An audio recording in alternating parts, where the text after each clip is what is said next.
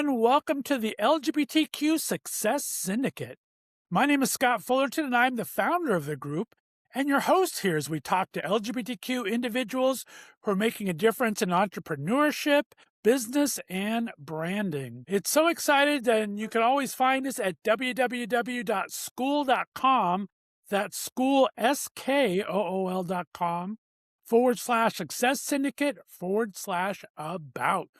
Today's guest is the definition of turning frustration into innovation. Conor Edwards is the founder and creative force behind The Wandering Gaze, a viral LGBTQ travel brand that has captured global attention on Instagram and TikTok. What started as a personal solution to a professional problem has become a high-impact media brand spotlighting LGBTQ-friendly destinations, inclusive experiences, and joyful queer visibility across the world. Before launching The Wandering Gaze, Conor built a career in marketing, social media, and brand development.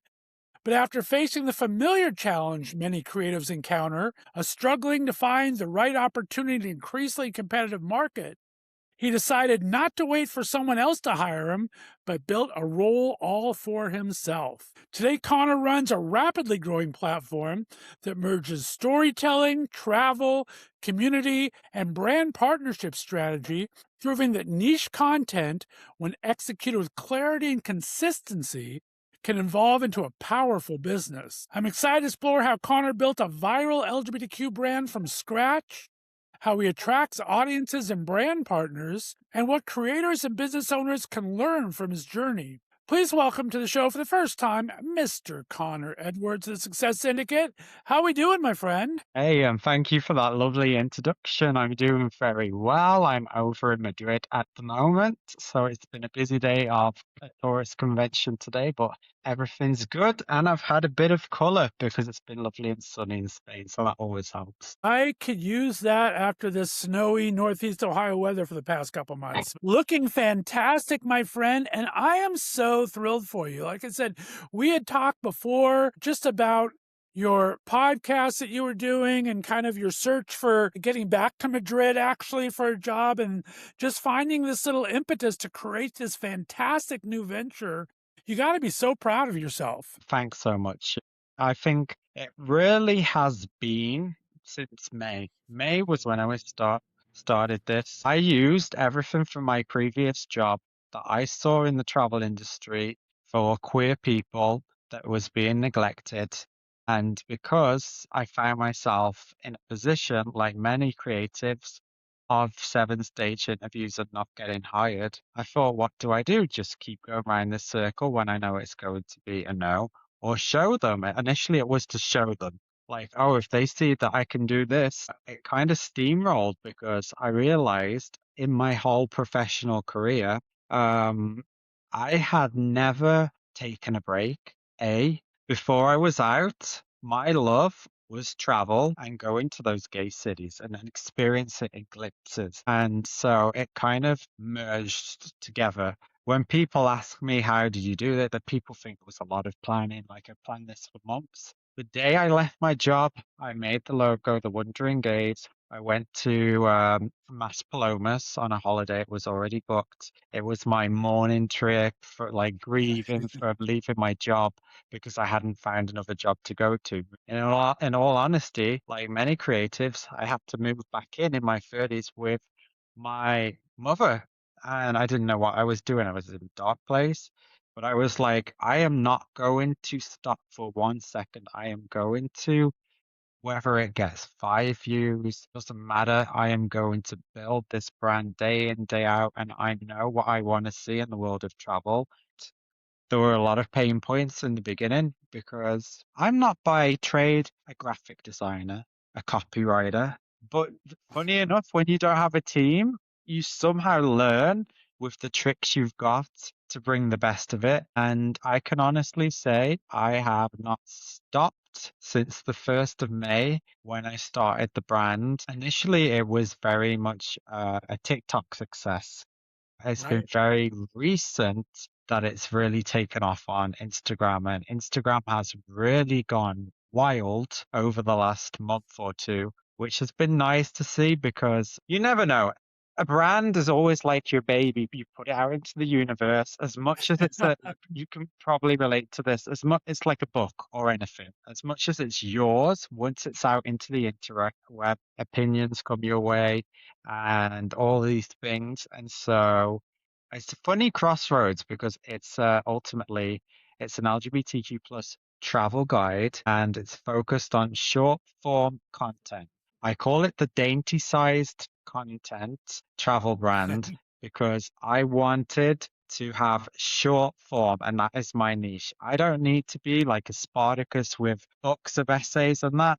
There is a niche for Instagram, there is a niche for TikTok for people that are scrolling and they just want a travel guide saved to their phone. And then if they need more information, they can go to the links that we've got in our bios. But if you're on the go, for example, at the airport or coming up with a travel guide, to have a very fast form video that's showing you the places, giving you the important information.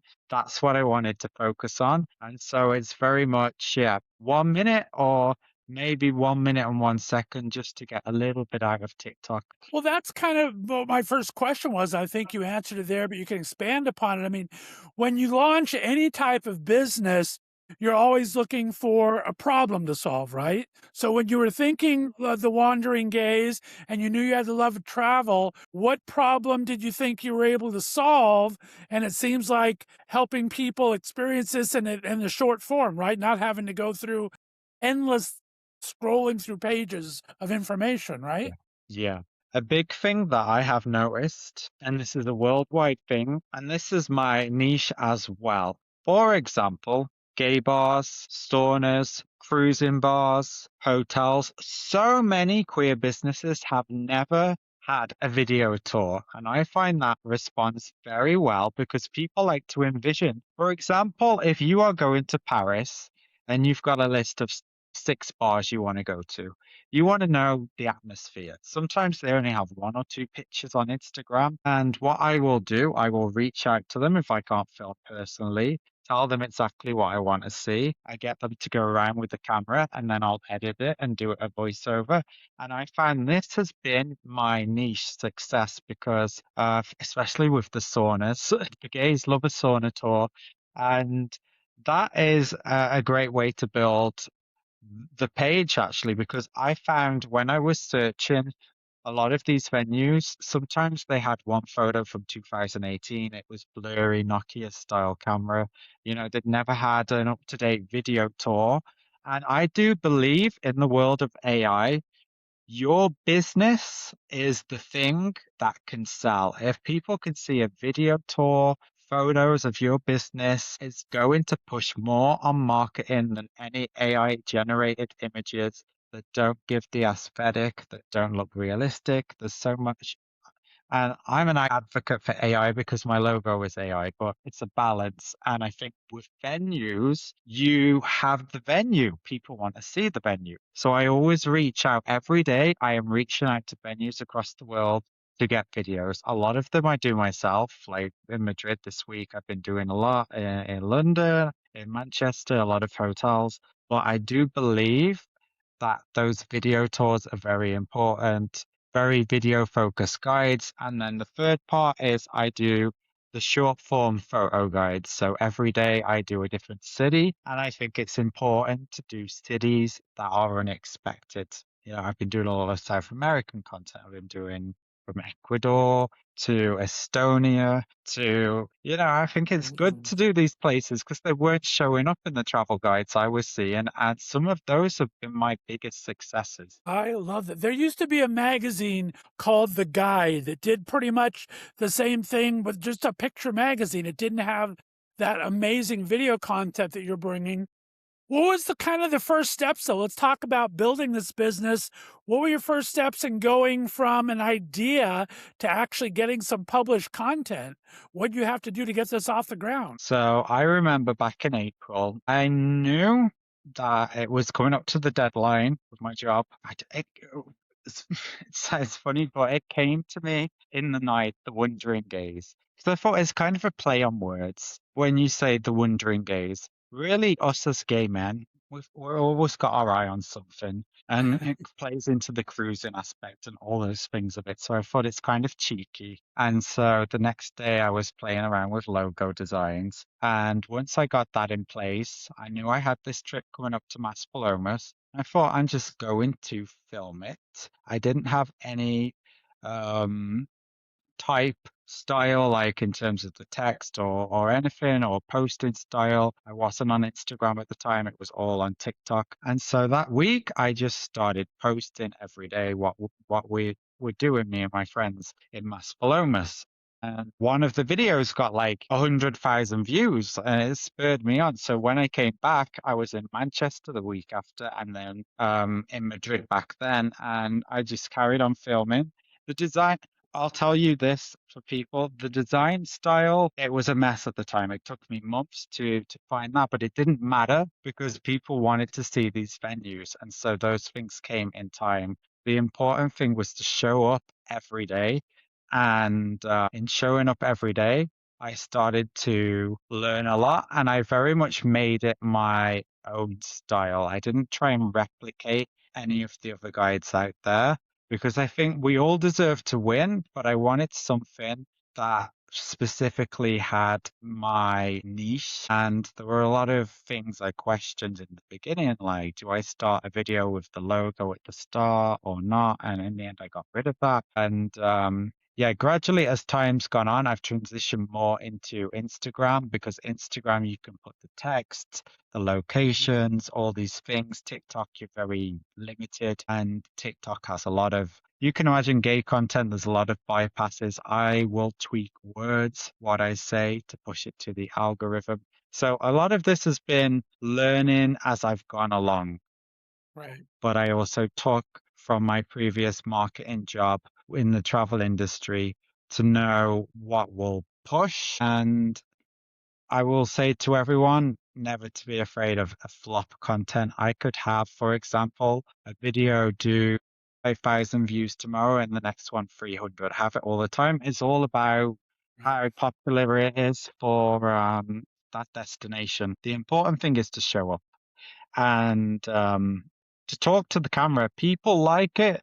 For example, you pop up and say, "Hey, I'm thinking about going to Barcelona. What are five popular bars I should go to?" People love that. People also love to prove like they are right. So if you say this is the best hotel or the best gay bar, they want to tell you, no, you're wrong. But that's all engagement. I always say there's no thing as negative engagement. So there were a lot of learning lessons at the start because it's kind of a tie between a personal brand and a professional brand, and you've got to let the personal go from it. In the beginning, that was tough because I was emotional. I left my job with nothing to go to, and so I felt the pressure like, this has to get me a job, this has to be successful, and any negative comment would, put me back. No, it falls off my back. People call me all sorts of names. I'm like, oh, have a look. I'm always like, have the day you deserve. Right.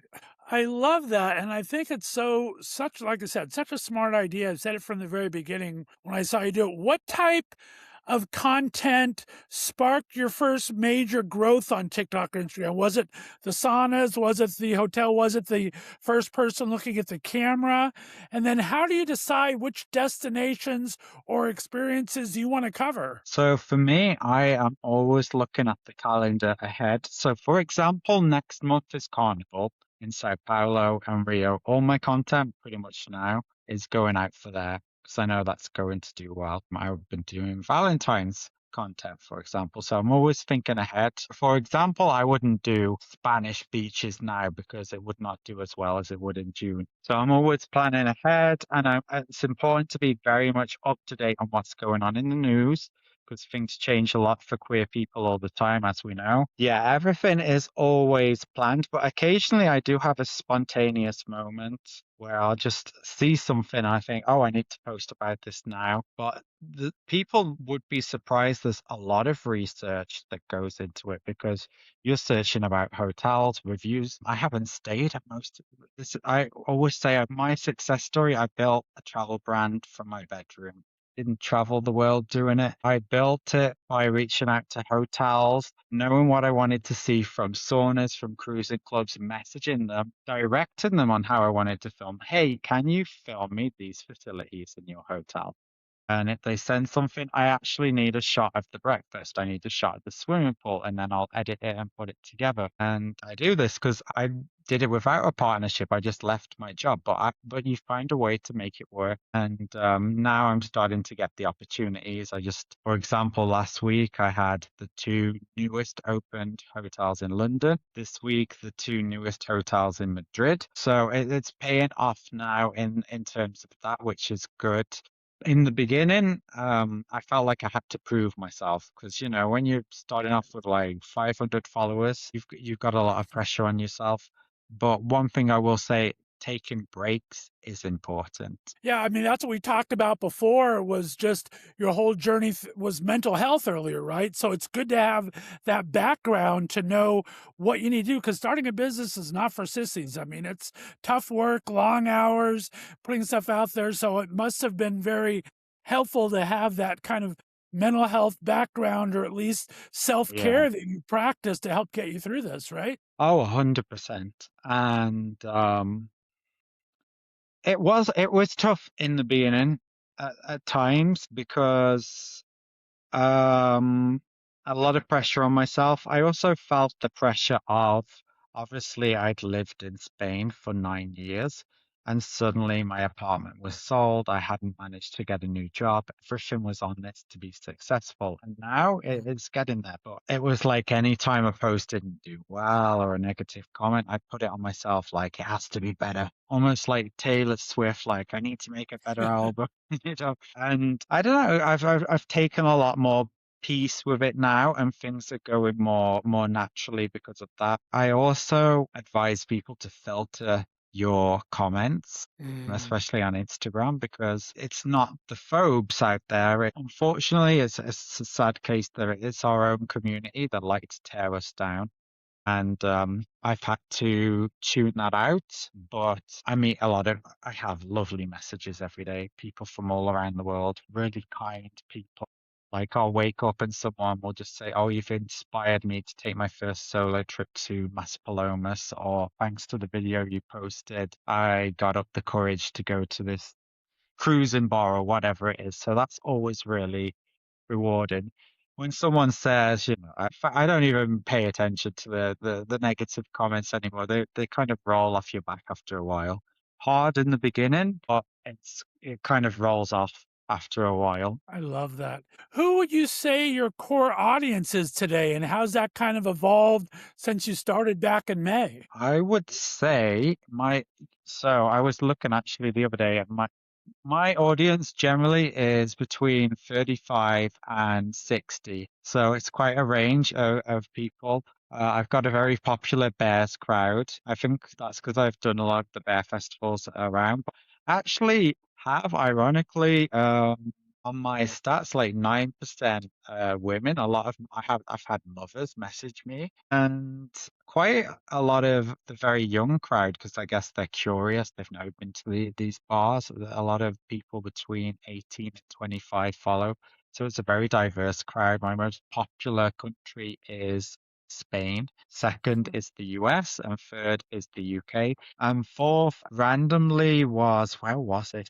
It's changing all the time. Oh no, it's Brazil again now because I did the carnival stuff. So yeah, I've got a nice worldwide audience, which I like, and it's been fun to watch that growth, to be honest. And do these demographics kind of help shape what you're looking at? I mean, you start getting, you see this women following. Do you kind of look for lesbian areas that might be off the beaten path, or what? What attracts you to a certain destination? What do you look for?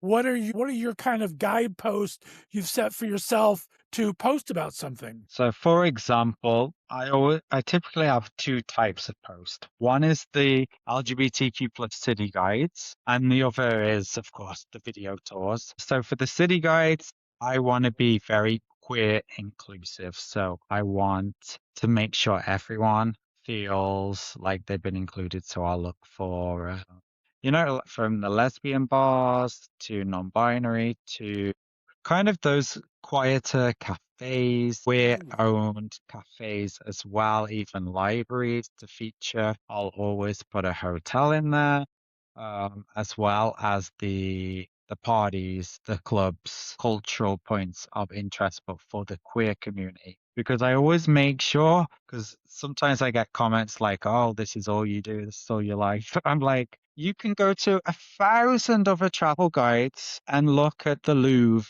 You're not coming to my page to look at that. It's very Right. focused on these queer venues and supporting them.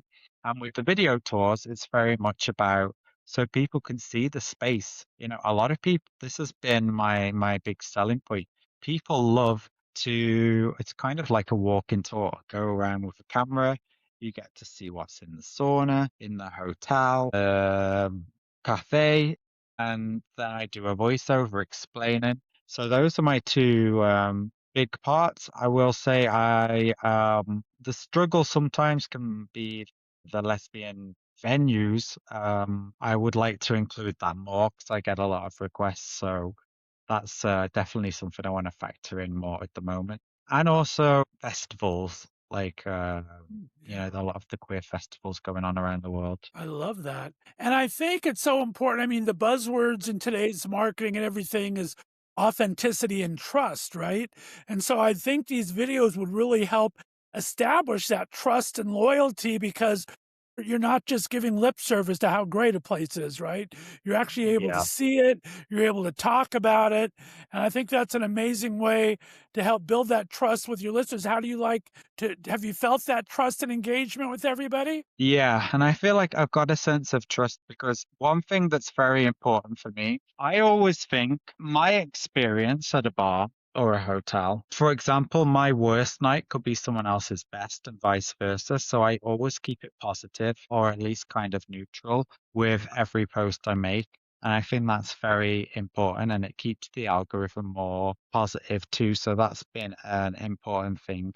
They don't need my opinion on anything remotely negative at some of these bars. I think it's good to keep a very neutral or positive opinion on these places. The comments will do the rest for you in some cases, but I try Right. and keep it a very positive page. If anyone's putting something super negative, then delete it. But I'm trying to keep it a very positive page at all times. And what have you found doing this now for 9 months, 10 months now? What do you find hotels, tourism boards, travel brands are actually looking for to partner with an LGBTQ creator?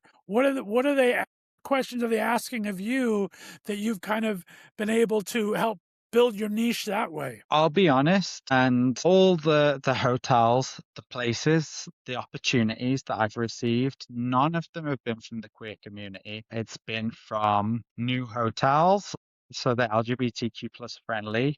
I want to make that clear that all of the big um, queer brands that really want to support people, they've never supported me. They've ghosted me. They're never in that sense. And but yet hotels that had nothing to gain. I remember when I had 5,000 followers, these hotels in Manchester, they gave me collaborations and one after another. So it's not queer businesses in terms of hotels that are being supportive. However, the saunas, the bars, the cruise clubs, and some of the small boutique hostels have been absolutely lovely and they are so grateful. It's more the big corporations, and you can imagine what I mean by the big corporations, I Okay. don't need to name names. There's kind of like, I've realized that along the way. And the support has come from a lot of those small businesses that had nothing to gain, and then they gave me a collaboration anyway. And I actually prefer that now rather than, begging for my supper for a bunch of people that are never going to listen to me.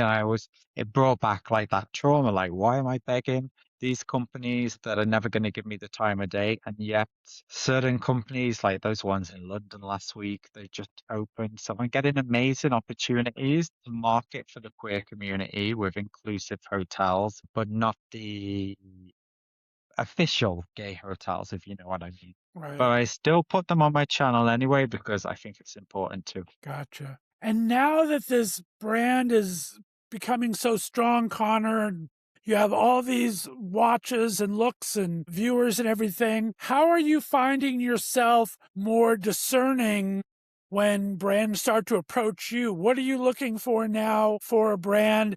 And what would make you say, I'm really not interested in that content right now? I think for me, it's very important to have my authentic voice. So I have a very specific style with my speaking. I know the thing is, I know what's going to push to the algorithm and keywords and buzzwords to use. And I've seen a lot of hotels that they've had marketing teams for years and they flop. They get 2,000 views on a reel. I know I can say things that will get 60, 70,000 views because I have been on the other side in these companies and seen the pain points and the marketing team pulling their hair. Why is this not successful? It's because they're starting the video. Oh, hey guys, welcome to. No one cares because they don't know you. Go straight it. Anyone will know my videos. I go straight into the details, and it's very fast. Subtitles are on there. I advise everybody always have in the top of the video the name of your hotel or whatever it is and captions at the bottom and translate it. For Instagram, there's an option to translate it for all languages and it will push it better than um, anything. But I'm always pretty open as long as they're just open to discussion, in all honesty. And obviously, my goal is this to be the vehicle that lands me with one hotel. So I have a contract and I don't have to be, in the influencer collab, this all of the chaos that goes with it. And that hotel will get to work and build alongside me in the longer term. But I try and keep it very authentic to me. There's things that I had concerns about in the beginning. Sometimes, spelling mistakes, things like that. My writing, I'm not a copywriter. I'll always say flauntatious, chic, fabulous in the same videos. But it works. And if it works and the gays want to see it, then, it's doing its job. But it's not without its hardships. I do work 7 days a week, and sometimes I'll just get a video out the street. I'll just film and put it out that day. And those are the best videos sometimes. And the Success Syndicate is all about building each other up and making connections and referrals. What type of referrals would you like to see from other gays or people that went to this place you may have never heard of? What are you looking for to feature, and how can they get in touch with you to give you suggestions like that? Are you open to that? I think, yeah, I'm always open to suggestions from people. I think we as a community, we really need to work on because I've noticed this too. For example, Expedia, Jet2, LinkedIn or LinkedIn. We have all these groups, and for example, I could have been hired by a hotel 6 months ago. I know a lot of people. We have, and this is now I don't have like one of those jobs to be scared about saying it. As a gay community, what we have a problem is fear of somebody else coming into our Expedia team because then we're a threat. We can work together. We're united together, we're stronger together, we can make more ideas together. So refer people and give them the opportunities. If someone you see is struggling, if they're putting statuses, if they're looking for work, and you know somebody, you can refer them. And I am always, these hotels, for example, that I'm posting, a lot of them, they've never paid me anything. I just found them, I made a video, I put it out, and they said thank you, and they never had to do anything again. And I think if we all had that attitude with work as well, for example, someone says, I'm working at Expedia, they're looking for someone for the team, they see, for example, my page, bring me on board. I think we need to stop. Maybe it's my assumption of the two gay men on the same team are a threat. We all win together. If someone else wins, then we're all winning. And this is why I don't see any of those big gay travel creators as a threat because we've all got our own niches and we all should be winning with the seat at the table for all of us. I love that. So well said. All right, last question before we get into a little lightning round here, Connor. What All right. advice would you give other LGBTQ creators and business owners who feel kind of stuck waiting for an opportunity instead of just creating it yourself? What did you learn in that time from sending out a million resumes and doing all this free work for other people to making that jump to creating it yourself? What do you recommend to other LGBTQ potential business owners and entrepreneurs? I would say whatever's calling you, there is no better time than now to start. And it doesn't matter about the logo, it doesn't matter about the name, it doesn't matter what it looks like, it doesn't matter about if you think it's cringy. All these things in your head that you built up, oh, it could fail, oh, it's going to be the it sounds so simple. The best thing you can do is do it. Make that first post tomorrow and start posting every day and tell your friends, I need your support. I think we're scared to do that enough, you know. Tell your friends, I need you to repost this for me, and it will start growing and you'll learn everything else later.